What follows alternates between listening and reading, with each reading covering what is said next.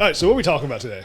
Oh my God. Now that you're back after skipping. Yeah, I didn't skip. You cheated. You didn't get out of bed. You replaced me so fast. I'm a little offended. Yeah, I was like, man, he doesn't waste any time, does he? You were like, I'm out, and within like 7 minutes, I had somebody replace you. So many people want to hang out with me on a podcast. You know, where are they? You don't understand, like, how great my opportunity exactly, is. I don't. Exactly. Yeah, I just take the it for amount granted. of people who want to hang out with me and Courtney. Well, hell, Mainly have me. them on then. Mainly me. I'll take a nap. I'll do anything else. I gotta clean my car. Took I got your nap stuff two to do. weeks ago for the podcast. We were recording and you were in bed. I wish. No, I was dealing with fussy people, which is the story of my life. No, I think we should talk about. Let's talk about business. I think we should talk about accountability and the weirdness that is business and learning how to take accountability, and then the like suck fest of life teaching you accountability when the consequences force you into some accountability. Yeah, there's a funny thing about businesses is that you learn a lot of lessons the hard way. Mm-hmm. And it forces you to learn those lessons, because if you don't learn those lessons, then you're not in business very long. No. So the accountability portion is like, you got to learn it, or if you don't have it to begin with, because otherwise you're just going to be, like I said, out of business very quickly.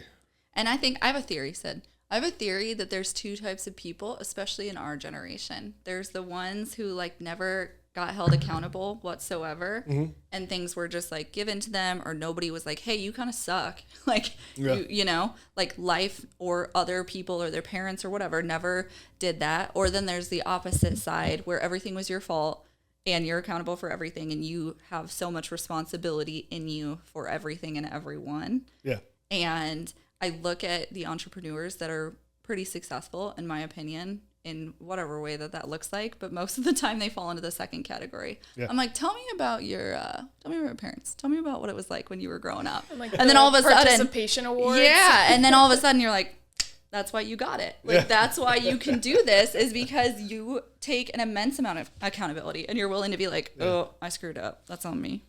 Yeah, and that's like the biggest thing is just owning it. Right? 100%. But we don't like to do that as humans because it's hard. We don't, especially in real estate. No, 100%. Yeah, I only do that when I'm actually wrong. So that's like few and far between. Like, there's just not enough opportunity for her to, for sure. Yeah, the owning it is really a problem in real estate. Because you don't have to a lot of times. You don't. can always pass the buck on to somebody else. Yeah, and this goes back to nobody knows what either one of our industries do, right? Yeah. Like they don't truly understand what agents do or should be doing, and the same thing for inspectors, what inspectors should be doing or shouldn't do. So when there's a screw up, a lot of times you just mask it. Yep. Right, or pass the blame, because at the end of the day, if there's an issue, like for example, because I hear this a lot, you're submitting an offer, but you can't get a hold of the agent, right? Or the offer gets accepted, and there's just poor communication between you and the agent. They don't answer the phone, they don't answer texts, they don't answer emails. You know, you're trying to get inspection scheduled, you're trying to get closing stuff straight, and there's just no communication at all. And you're like, and I don't know how many times I've heard, I just wish I can just tell their client, right? Because the client has no idea that this is going on. So they don't know that the ball is being dropped because there's no communication. There's this barrier between everybody, right? Mm-hmm. And I think there's a lack of responsibility to the agents from a leadership standpoint. I think a lot of leaders step back because, again, we're 1099, right? Yep. And so agents don't think, call their broker. Like, if I can't get a hold of you, if I cannot do my job and represent my client to the best of my ability, and I know for a fact you're not representing yours to the best of your ability, I'm calling your broker. Like, if you are literally not doing your job, you are not upholding to the standard of ethics, and you're not doing what you should be doing, why would I not tell your broker? Because it's their name on all of those documents.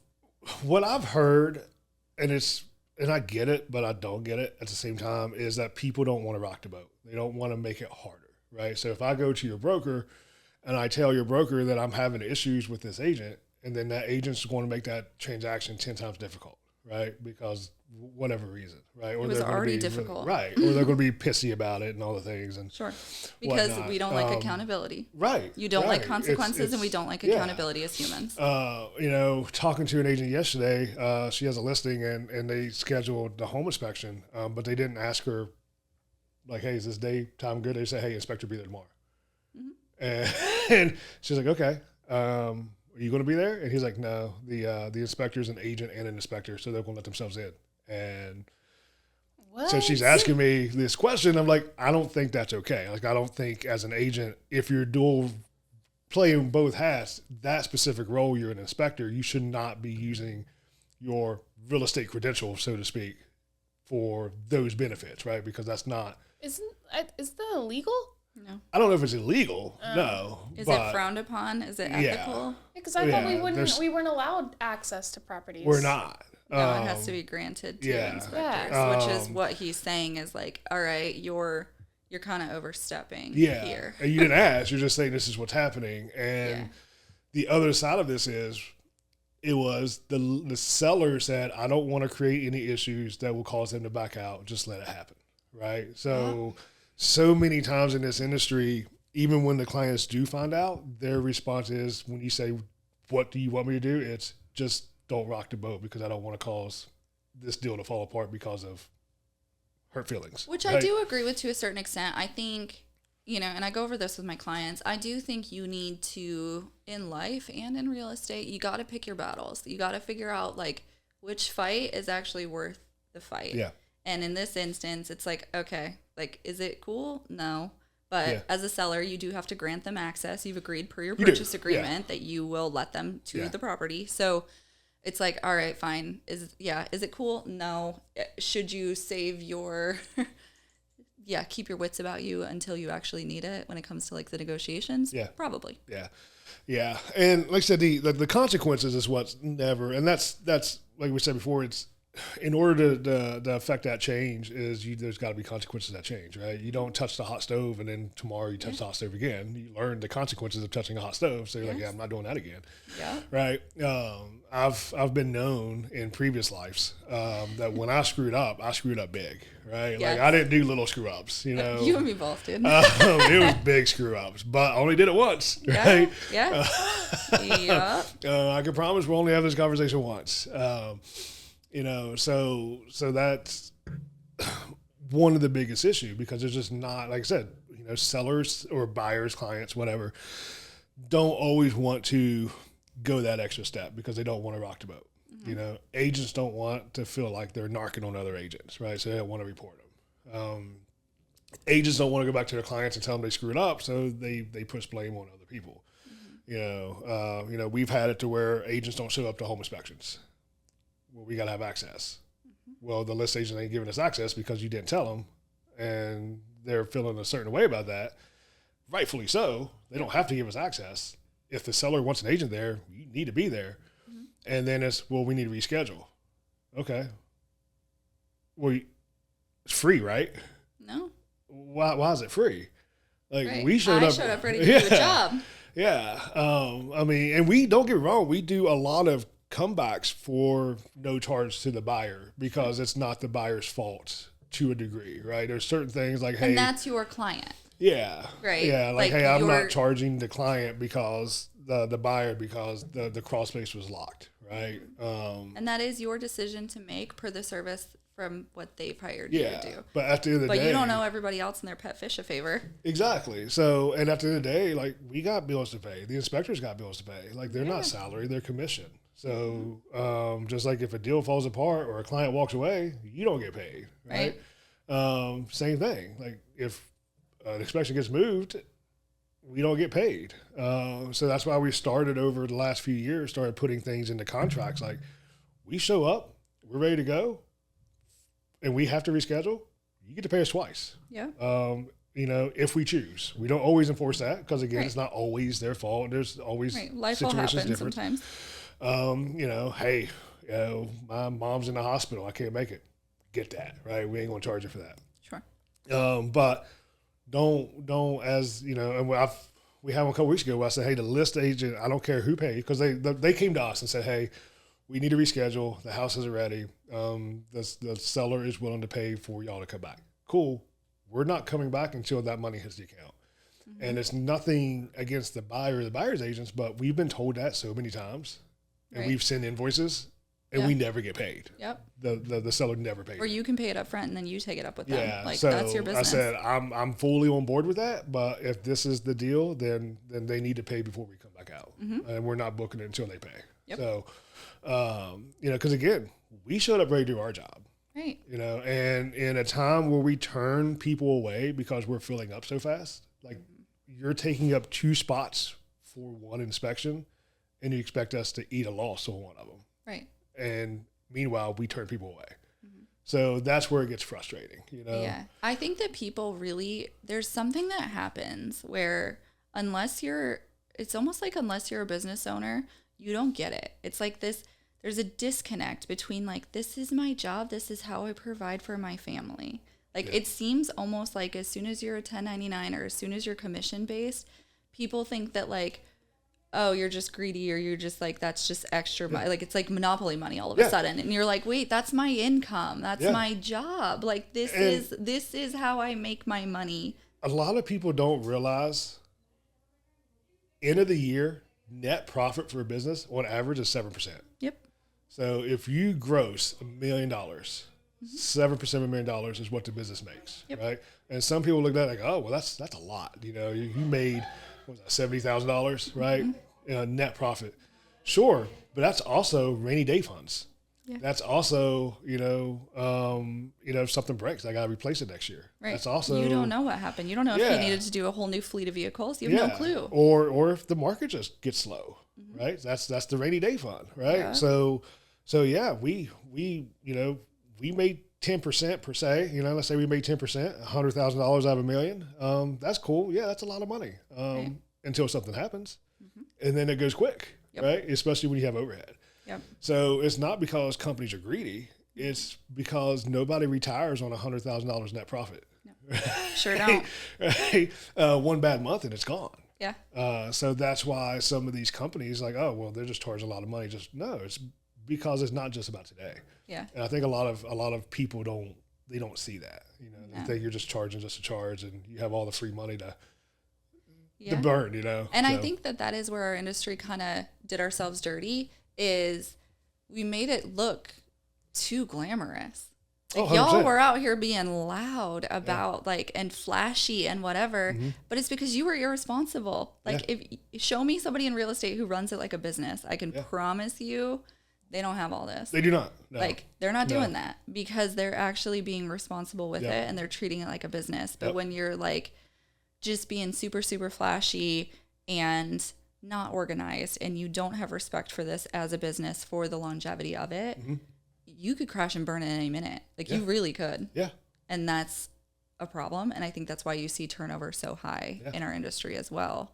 But I think until you've suffered the consequence, you're not going to change, whether that's in your personal life or your business. Or until somebody holds you accountable. Yeah, and that's going back to like when an agent doesn't show up for the home inspection, right? And I'm not talking about being 15 minutes late. I mean just not showing up, right? Yeah. Because they don't know the rules because they're from someplace else or whatever, because we have unique rules here. And then when you tell the agent, because a lot of times we're dealing with the agent for rescheduling and whatnot, it's like, it's a $200 fee and that covers what I'm paying the inspector. Like I don't get anything out of that. Right. Other than what I'm covering for payroll taxes. Right. So if I tell you that you paid $500 for an inspection on Monday and we got to come back on Tuesday because, we couldn't get in and you didn't show up and you made the mistake, like that $200, I don't make anything off of it. That's just to cover the inspector to come out there and do the job. Yeah. And a lot of times there's agents, when they get mad, it's because they don't want to go back to their client and said, I screwed up, I cost you another $200. Or they don't have the wherewithal to eat it. Yeah. If people knew how much, it has become a line item in my budget now, how much I just pay for because I don't want the headache. Yeah. Or because if it happened to be a screw up on my end, number one, I'm going to be honest about it. And I'm going to tell you, because what I've learned in almost 10 years of doing this is if for some reason I screwed up or it was out of my control, I'm not going to make it a you problem, but I'm going to be honest with you about it. And when I taught the psychology of negotiation, one of the things that I think we forget in business is humanity. Like that goes a long way. And when I was teaching the rookies, they were like, I screwed up. Like, what do I do? And like, there was an agent, we're good friends with him. And there's the limitation paragraph and it only goes up to $1,000. He didn't know. He didn't know what that meant. He hadn't been in a class. He hadn't changed that. So it was only up to $1,000. There ended up being something where it was like $2,500 and the deal was going to fall apart because of it. And he's like, what do I do? And I said, well, you have two options. I said, you can go to your client, you can tell them what happened, you can see if they're willing to cover it, or you can put your tail between your legs and you can pay for it. Yeah.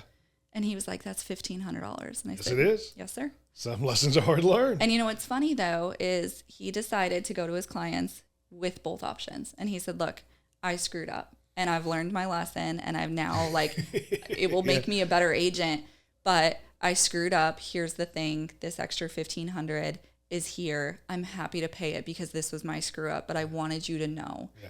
And they were like, we're not going to let you do that. Well, it's fine. We'll handle it. But but until you are willing to humble yourself in that way, or until you've structured your business in a way that like, I have an oh shit fund because I know stuff's going to come up. 100%. It just is. Even if it wasn't my fault. Like, I mean, I've bought a freaking microwave. I bought a Ring doorbell because I screwed up. Like, I can't tell you how many things, like, it just comes up and it's like, you know what, just handle it. Because that's the cost of doing business. It's the same thing. Like, there's so many times, for years now, and even now, we still do a lot of stuff like, just waive the fee. Just go do it, right?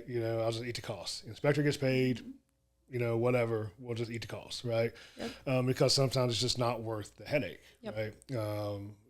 Giving the discounts, doing stuff for free. I don't know how many times I've gone out and it's like, I'm not charging anything to anybody, but I'm going to go do it because You're paying a roofer on Christmas Eve. That one was my favorite. Yes, that was great. So, we all eat things. And I think it's that we set prices to cover our bills, right? What do we need to make to pay our bills and live life? Not to get a super yacht, right? Right. Just no. That happens great, but it's really just to pay the bills and do the things we want to do, right? So when you start calling and saying, can you do this for free and this for free and this discount and that discount, and it's because I told the client home inspections only cost $300. It says $550. Well, yeah, because it's not 1980 anymore, right? Well, what do we do? I don't know, but somebody owes us $550. This is the fee, right? Yes. That's the fee. Because if I keep doing that, it's like, and I think a lot of times agents on this side of things, and I had this conversation earlier before I came in with another agent, is that if you do 10 buy deals, right, that's 10 clients, 10 home inspections. We're going to do 1,500. Right. All of my inspectors are going to do probably at least 300 inspections this year, if not closer to 400. Right. So I do that a couple times for you, and then a couple times for the next agent, and then a couple times for the next agent.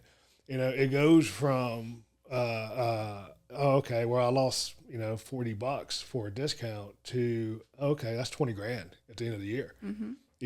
That's a lot of things. Well, and right? I think the disconnect too for agents that like I've brought up to them is even if let's say you're a high producing agent or you're doing well, let's just say for argument's sake, you're doing 15 on just the buy side. Sure. So 30 overall, 15 on the buy side. And in their head, they're like, I'm giving Sid all my business and I'm a top producer. Yeah. But it's like, baby, that's 15 deals out of 1,500. Yeah.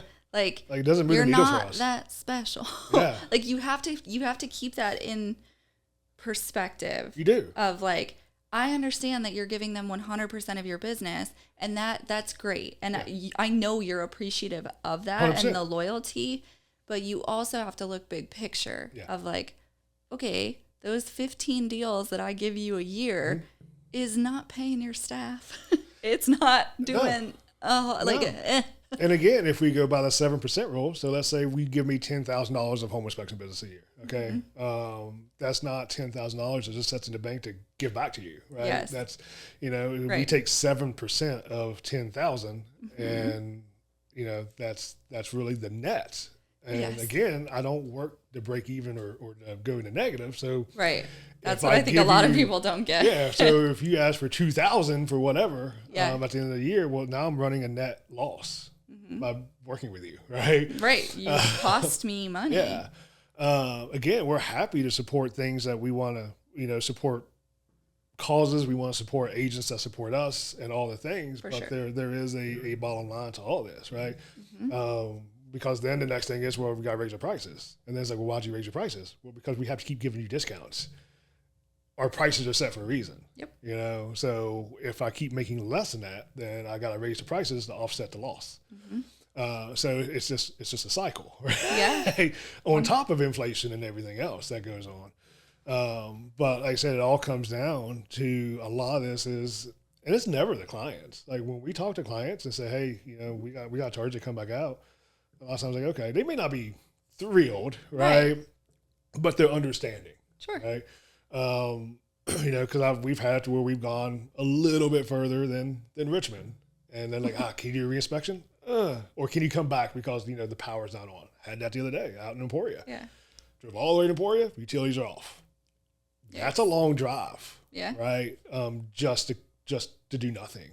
Yeah, like, we have to charge you. Yeah, like I can't. That's a drive. That's gas. It's time. It's spots. And I feel like people are used to that. What I don't understand is like the disconnect with agents per se, but it's like, I mean, when I hire an HVAC guy to come out and he's like, all right, like just to run the diagnostic and do the testing, it's $125 for me to come out. And I'm like, okay, like, what am I going to do? I need you to come out here. I need you to fix this. Yeah. Like, that's your fee. I get it. That's paying for your time. That's paying for your gas. That's paying for your taxes. Like, I get it. Yeah. Unfortunately, because we're so tied to real estate, just like title companies and lenders and whatnot, it's just years and years and years of expecting you to do things for free because they give you all their business. Yeah.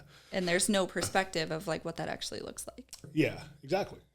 So, but tying it back to the accountability, a lot of this happens because it's the expecting like, oh, well, I can screw up and it'll be okay because they'll make up for it. Right. Somebody will bail me out. Yeah. Yeah. I mean, I had a phone call yesterday with someone that we all know who also runs a business, and the agent called him and said they got a quote for treatment. And the agent says, well, the client's only willing to pay up to $1,000. And the quote was like $1,400. He's like, okay, well, that's cool. How cool would it be if I went to the store and said, I know I got $500 worth of groceries, but I'm only willing to pay $50. Right. Or like my background is hair. Yeah. And if it's like, all right, if I charge you $50 for a haircut, and you're like, no, I only got 25. It's like, do you want me to cut half? Like, what are we doing? Like, so, what? What world do we live in where we can say, yeah, that's a cool quote, but I'm only going to pay this is my budget. This is what I can do. Now, in that scenario, the agent covered the rest. Right. Because it had to get done. What's good for the agent. Right? And you need, as an agent, this is my best advice, create that line item in your business plan of what am I, and you need to know this. You need to really sit down with yourself and your business plan and figure out how much am I willing to contribute to a transaction to save it, to get my clients what they want. What is the cutoff? Because you need to be very clear about that in your negotiations. And you need to save for that. You need to take that out. So that way you have your taxes, you have your fees, you have your business expenses, you have your shit. Like, this needs to be in there. And a lot of this, honestly, comes down to agents, and this is everybody everywhere. Yeah. I dealt with it in every industry I've been in. Nobody likes to admit they don't know something when they're asked a question, right? So, for example, going back to the cost. Like, I've had that conversation more than once. Oh, I told my clients it was going to be this. And then when they got the confirmation, it was this. Okay, well, did we tell you that? Mm-hmm. No. And why don't you know that as your job? Yeah, so they don't ask those questions. Just like when we're on site and they start talking about, oh, well, this will cost this much, this will cost this much. And then come to find out that crawl space work is about 7 times more than what you told them. This is why I will not give estimates, because I am not qualified. And I will tell you that. I will tell people, these are going to be your costs up front. You're going to owe money for your EMD. You're going to owe money for your home inspection. You're going to owe money for your appraisal. That is not my lane, though. I'm happy to reach out to the people that I work with and find out what that could cost, but it's based off of how big your house is, what house you end up getting. Like, I'm never going to be like, oh, your home inspection's $350. Why would I ever say that? Or Yeah. when we're walking through and they're like, how much to like refloor this whole thing? And I'm like, couldn't tell you. Yeah. I can give you maybe a base range, but you need to talk to a contractor. We have such a unique industry that we see stuff all the time that we just don't know. It's just the way it is. Right. And I tell clients all the time, like, I've been wrong. Like, sometimes I just don't know. And I've been asked questions. What do you think this is? Don't know. But I'm going to send a picture of somebody who does know. Right. I'm not going to give you the wrong information and then come back and tell you, or just not tell you at all because I'm afraid of the fallout of me giving you the wrong information. But I think a lot of times agents do that. They don't want to say they didn't know to a client. Yep. So they just give them an answer. Yep. And then when all of a sudden it comes up, it's like, oh, I was way off on that one. Right. And I think that's one of the worst things that you can do. It's a disservice to yourself, and because you're discrediting yourself. Yeah. And it's a disservice to your client. There's a lot to know. Like people expect us to know so many things, but it's like, I promise you want me to be really good at my lane. When you start asking me to drive in everybody else's and like know everything about everything, that's not my job. Yeah.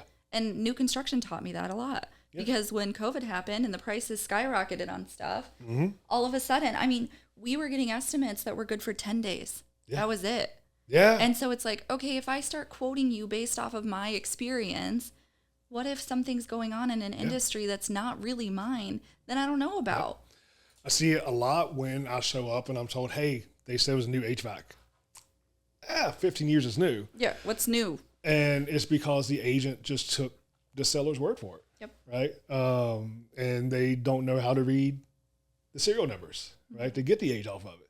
Yeah, because they don't teach you that. They don't drag you into a house and show you where to find this stuff, and they should. And when you get into that negotiation now, right, because, hey, we put an offer in because you said it was a new HVAC. It is not. We want a new HVAC because that's what you advertised. That's what we put in. Which is so funny because that doesn't matter anyway. Even at the bottom of MLS, it says all information is deemed reliable but not guaranteed. Yeah, yeah. It is a buyer beware state. It is up to you. So, but I've seen some agents come out of pocket and buy a new water heater because they said it was new and it was not. That's insane. Do same thing with appliances. I haven't seen one buy a new HVAC yet, but but it can cause issues. Yeah, right. For sure. Because now you're going back telling yourself like, hey, they got a big deal with this HVAC because it's not new, and the seller will be like, all right, well, you're the one to put it in there. Right? I can't help it. I can't keep track of time. So a lot of times like it's just a text message to somebody like, hey, how old is this? Is this really new? Right. But like I said, a lot of times for whatever reason, and again, every industry has people like this. They just don't want to turn around and admit that they don't know to a client versus, hey, I'll find out for you. And I think a lot of times it does go back to the accountability piece of like, people would rather kick and scream instead of just walking away and being like, this isn't for me. Like, that's the kind of the point of the home inspection is to get an overall scope of this, figure out, are you willing to take all this on? Yep. What can you negotiate? If you're able to negotiate some of this, are you willing to deal with the rest of it? Or I see people even with the contract, right? When people are defaulting on the contract and they're like, what do we do? And I'm like, your only option is to sue for specific performance. Are you willing to do that? Nope. They never are. Nope. But then it's like, okay, well then the cycle continues until there's consequences and accountability. Yeah. There's no change. And we've had that. We've had list agents call either the buyer's agent or call us, whatever, just screaming because they were unhappy with the report because it blew up the deal. The house blew up the deal, not us. Yeah. And, saying, we don't know what we're doing and everything in the report's wrong and none of it's true. And I'm like, my answer is usually, which part? What is in that report that is not legitimate? Yep. And then it's just silence. Or it's no, just tell me, like, which part of this is not true? Well, you didn't tell me you wanted me to do the inspection with my eyes closed. Yeah. Like, what the heck? Like, I get that you have to start this process again. But maybe look at the report and be like, okay, this is why, right? These are issues that we need to fix or they're going to keep happening over and over again. Yes. But again, the lack of, and sometimes it's because the agent goes in there like, I'll sell your house in 3 days, right? Like, we don't have to do anything about it. I'll sell it in 3 days and then get you the most money, all the things that we do. Overpromise. And now all of a sudden those promises start having cracks in it, right? Because of one issue after another. And instead of saying, hey, I overstated, I overestimated, whatever, or You know, I walked in your house and didn't see the giant crock on the wall because I was too focused on getting you to sign a contract. You know, whatever the case may be, it's just easier to call somebody else and yell at them. I do think, though, and this was something that I taught a lot to agents, is you have to put some distance between you and the transactions, because this was a mistake that I made early on, is I would take on the stress of stuff that was not my problem, right? Like if I was the list agent and I come to find out they've got a ton of mold in their crawl space, right? Or their foundation is crumbling and I couldn't see throughout the house, like the signs of it. First of all, I'm not a structural engineer, right? But I would like beat myself up and I would get so stressed out of like, oh my gosh, they're not going to like this. Like I was attaching my emotional responses to a problem that was not mine, instead of going to my seller and saying, hey, here's what was found. Here are your options. My job is to empower you to do what's best for you. That's it. There's nothing else to it. I don't have to freak out. I don't have to fix this. This is your asset. It's not my fault if your foundation is crumbling. This is your home. Here are your options. What would you like to do? And if you can't do that, you're going to stress yourself out. And the problem is you lose control of the situation and you lose your professionalism. It's like you said, if you showed up as a firefighter freaking out, if you were like, oh my God, this is so bad. What do we do? You guys, what do we do? Oh my God, your house is on fire. Like your kid's inside. Like that would be really bad. Yeah. That would not be helpful, instead of being like, shoot, all right, let's go. You know, like. Yeah. And I think a lot of this industry, and again, this isn't just, as we say every podcast, just bashing on agents. No, I don't think that. No, but there's just been habits formed over years and years that's created these issues. And one of them is that everybody associated with real estate, and that's directly tied to, again, inspectors, lenders, title companies, all those people direct, not electricians and pest control companies, because they get 80% of the business outside of real estate. Yeah. We're so used to say, you call me, you're mad about something, I'm going to do everything I possibly can to fix it, whether it's my fault or not, because I want your business, right?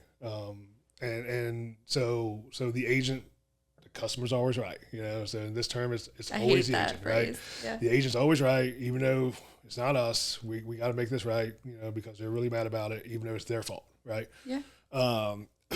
And now, because, we've done 6,000-7,000 inspections since I started. So again, this is a big sample size.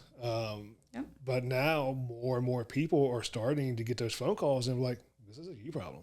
Yep. We didn't do anything wrong. So womp womp for you, as Jordan would say. And they don't know how to handle that. And there was a situation, not with us, but somebody else that I know in a different industry, and they got a phone call on a Saturday for a termite inspection. And they jumped through hoops on a Saturday to get this done over the weekend because settlement was Tuesday. Well, they found termites. So then they had to schedule treatment. Well, again, on a weekend, closing on Tuesday, the soonest they can book it was Tuesday afternoon. Yep. There was nobody else. It is what it is. Yeah. They're at the settlement table, and the agent calls the owner of the company, puts them on speakerphone with everybody at the settlement table, and starts screaming, like, you're holding up closing. We can't close because we can't get treatment. We need treatment done because the lender won't close until we get the letter from the termite company saying everything's been treated, blah, blah. You're the reason why. And he responded, what did I do wrong? He said, what would you have me do differently? Like, I answered your phone call on a Saturday. We jumped through the hoops to get you in on Tuesday.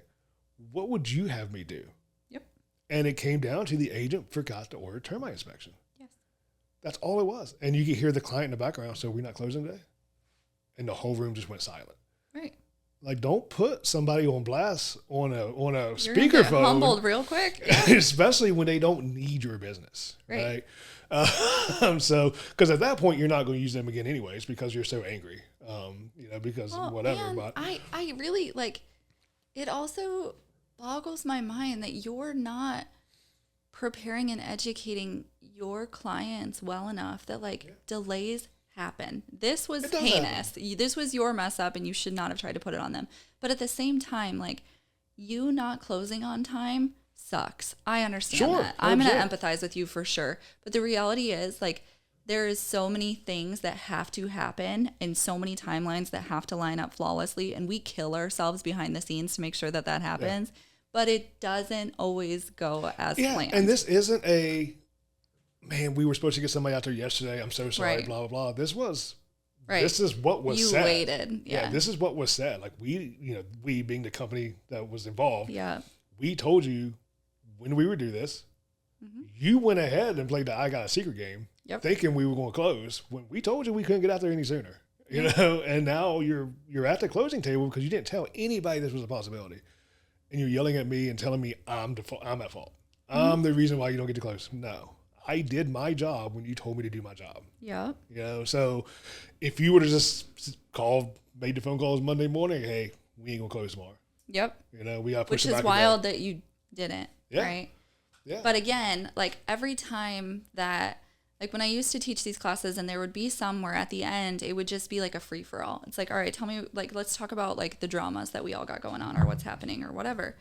And every time that somebody would be vulnerable enough to share their screw up as an agent, I loved it. Yeah. And we would talk about mine too. Like I had a massive one. You were there. You watched me cry about it for like a whole day. A whole day. Or a week. And the thing is, unfortunately, in real estate, I always say there's not small screw ups. Like they're expensive, like big, like, oh, we caused delay. Like there's not a whole lot of like, oops, in real estate. But, you know, I always brought it back to like those moments, the like, your stomach's going to fall out your butt moments in this career are the ones that make you better. I will never make those mistakes again. And those agents, I'm like, you know what? This sucks, but you will never make this mistake again. Yeah. You just won't. No, you won't. And because I mean, like I said, every time I do a Virginia housing class or whatever, like I always tell stories, right? Yeah. And I always tell stories on our own. Like I'm telling you, these are things that just happens, right? Because I get those questions, you know, well, can you look into walls? No, we cannot, you know, and we tell stories about things that's happened, right?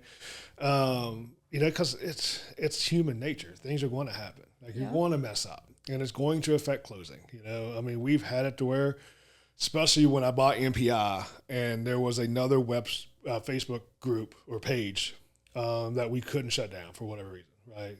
So people were calling and going through the old system because at one point I was using 2 different systems while we were trying to merge everything, and they get a phone call and it said, "Hey, scheduled online. Where'd you get the link from?" Through the Facebook page. Which Facebook page? Oh. And, you know, like we had to figure that out. Yeah. Right? Not really our fault per se. You know, it was just people were using the other company and they were, you know, going through that Facebook page and that website and, you know, but we had to figure it out. Like, hey. Yeah, you know, it's a growing pain. Yeah, it sucks, but it happens. So, but it comes back to that accountability. Like I said, that whole settlement thing at the table, like you ain't gonna make that mistake again, you know, especially you ain't gonna call nobody out in front of everybody else either. So, and I think it's okay. I think there's a difference between rocking the boat and holding people accountable, 100%. Especially your fellow like professionals. Yeah. And I think it's okay to be like, hey, we're in this together. We all want the same result at the end. Seller wants to sell the house. Buyer wants to buy the house. You and I want to get the hell out of here unscathed. What do we need to do to make that happen? Yeah. And I think there's a way to do it with kindness and with candor to where like you're accomplishing that, but you are holding people accountable. And that's the thing. Like, and we've talked before, probably here, but definitely outside of here. And I've talked to other business owners. Well, I know we've talked about it because you tell me I'm way too nice. You are way too nice. But if you come at me and we're professional and we're nice about it, I will do what I can to fix whatever the issue is. Yep. Right? My fault, not my fault, doesn't matter. But you come at me sideways, nah. Yep. You know, there's been a few things, nothing major, but it's like, yeah, we screwed that up. But you're being a little unreasonable about this. Right. Read the contract. I'm good. We can move on, right? Because there's a loophole somewhere in that contract that makes it okay for me to be okay, right? To walk away from this issue. But it's because of how you came at me, right? Yeah. So, like I said, just humble yourself, have a conversation. Yeah. It's okay to mess up. 100%. It's going to happen. Yeah, it's how you handle it that matters. Because if you do 10 deals a year over 20 years, 200 deals, at some point, something's not going to go right. Mm-hmm. You're going to miss a box. You're going to. How many times does that happen? Somebody didn't check a box they were supposed to check. You're talking to the wrong girl. That's the one thing you won't see me do. We've seen it with fireplaces. Yeah. They're usually checked as is. Mm-hmm. And there's that one time we were doing an inspection and it was not checked as is, and there was a lot of problems with that fireplace. And they had the right to negotiate it, or walk because of it. Yeah. And that is the thing. I think that's where people kind of lose their marbles, is you got to remember, like, everything is a negotiation. Yeah. And you can yell and scream and whatever, but at the end of the day, it's what are you willing to take on and what are you willing to walk away from? Yeah. And I think the biggest issue is, like I said, for so long, we've put in these practices of how agents respond to some of this stuff. So so the lack of accountability and the lack of learning the lessons, right? Yep. Because, it's not a me problem because I'm just going to yell at the pest control company or the title company, even though I screwed this up, and they're going to make it right because they're scared of me and they need my business. Versus like, that's on me, right? And I get it. Like, nobody wants to go back to their client and say they messed up. Or tell them something they don't want to hear. Yeah. Like, maybe there are so many circumstances, and I tell my clients this. Like, I feel like everybody is a real estate expert, right? And everybody, like, realtors are overpaid, and we're dumb, and we're idiots, and whatever, and the barrier to entry. Like, I get it. But the reality is, behind the scenes, as somebody who's done this full-time, this is my full-time job for almost a decade, there is so many people that touch your transaction behind the scenes. Yeah. Like, I don't think that people comprehend that. No. Like, there's me, there's my transaction coordinators, there's the brokerage, then there's the attorney, there's the title folks, mm-hmm. there's your title agent, there's your settlement agent, there's the agent on the other side, there's their people. Like, it is so deep. Yep. That, like, everybody has to be on the same page and all the stars have to align. And the reality is, like, as good as we are at making it happen, majority of the time, mm-hmm. some of the time, yep. it's not going to be flawless 100%. Because you have 45 people deep on your file and you don't realize that. You have no idea. The more people that touch it, the more of an opportunity for something to mm-hmm. get messed up, forgotten mm-hmm. about, dropped. But it makes it all too easy to pass the buck on to somebody else and be like, it's their screw up. Yeah. No. Like I said, we do 1,500, we do 2,000. If we do 5,000 inspections, it doesn't matter. I tell people, are we going to do 1,500 perfect inspections? No. Not a chance. It's just the way it is, right? Because it's just a game of numbers. Yeah. There's going to be an accident on 64 today.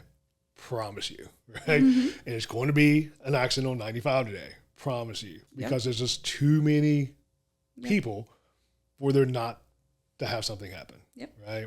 So I say all the time, in the most perfect circumstances, it's an imperfect process. And I think that's for real estate in general, right? Mm-hmm. So I think at the end of the day, if there was just more humbling and accountability, there would be, all of this would be so much easier. I think we need to bring the humanity back into business. Like, you've got to really learn to set your ego aside. And this is an industry that is so full of ego. But it's like, at what point do you humble yourself? Do you give everybody else a little bit of grace?